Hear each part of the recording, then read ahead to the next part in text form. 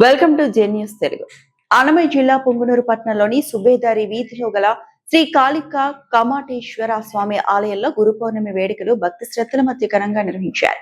ఈ సందర్భంగా శ్రీ దత్తాత్రేయ స్వామి వారికి శాస్త్రోక్తంగా విశేష పూజలు, హోమాలు నిర్వహించి ప్రత్యేక అభిషేకాలు చేశారు. బ్రహ్మ ముహూర్తంలో కలశ స్థాపన, గణపతి పూజలతో కార్యక్రమాలు ప్రారంభమయ్యాయి.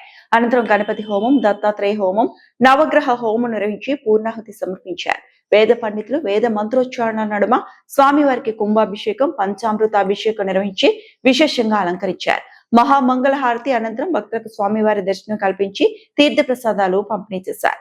గురు పౌర్ణమి రోజున శ్రీ దత్తాత్రేయ స్వామిని ఆరాధించడం వల్ల జ్ఞానం, ఐశ్వర్యం, గురు కటాక్షం లభిస్తాయని వేద పండితులు తెలిపారు.